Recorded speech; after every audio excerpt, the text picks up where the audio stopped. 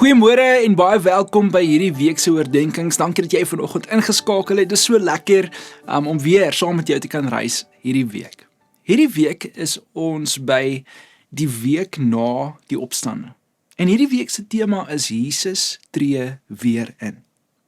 Nou, ons teksgedeelte vir vandag is Johannes 20 vers 19 wat sê: Gedurende die vroeë aand op daardie Sondag, terwyl die deure uit vrees vir die Jode gesluit was, het Jesus se disippels bymekaar gekom. Daar staan in 'n mens se lewe waar jy nie heeltemal van God af wegloop nie, maar jy begin toemaak. Jy hou steeds aan, jy bid dalk nog, jy kom nog kerk toe, jy doen nog wat reg is, maar iets in jou hart het begin terugtrek. Jy raak stiller voor God. Jy's minder oop, minder vry, minder verwagting.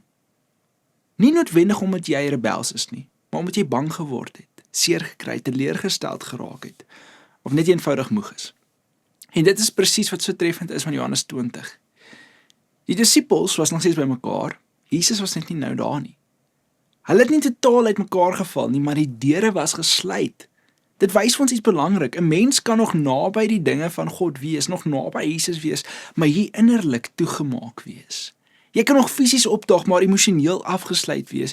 Jy kan nog die taal van geloof praat, maar diep binne voel dit asof iets styf getrek het. Vrees doen dit aan 'n mens. Vrees maak jou kleiner, dit laat jou jouself beskerm, dit laat jou ophou hoop vir meer.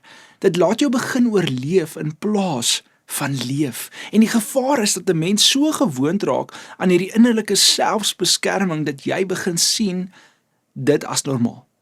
Maar dit is nie hoe Jesus jou bedoel het om te leef nie. Hy het jou nie geroep om heeltyd op die verdediging te wees nie. Hy het jou wel geroep tot vertroue, openheid, afhanklikheid en vrede in hom.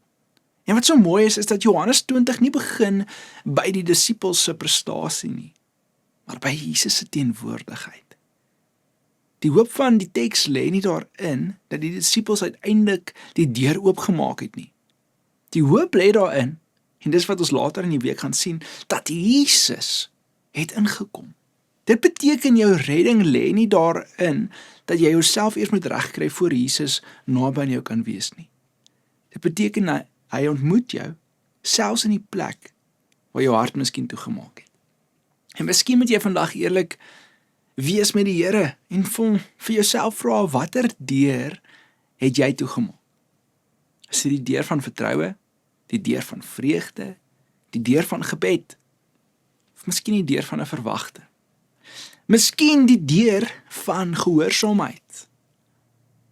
Genesing begin dikwels nie wanneer ons sterk voel nie, familie, maar wanneer ons eerlik, en hier is belangrik, eerlik voor God raak. Nie wanneer ons voorgee alles is oop en gesond nie, maar wanneer ons erken, Here, iets in my het begin toemaak. En juist daar begin die Here werk. Nie met veroordeling nie, maar met sy teenwoordigheid, met sy nabyheid aan ons. So ek wil jou vandag vra, dink vandag aan die volgende. Watter area van jou hart voel op hierdie huidige stadium van jou lewe toegemaak voor die Here? Kom ons bid saam. Here, vanoggend sê ek net vir U dankie. Here, nog 'n week wat ons saam kan reis, nog 'n week wat ons in U teenwoordigheid bymekaar kan kom, en ek kom bid vanoggend, Here, dat U ons harte sal kom stig, dat U ons harte sal oopmaak, Here, dat U ons harte sal rig op die dinge wat belangrik is. Dis my gebed in Jesus naam. Amen. Familie, ek sien uit na hierdie week saam met jou. Skakel môreoggend weer saam met ons in. Mag jy 'n wonderlike maandag hê in Jesus naam.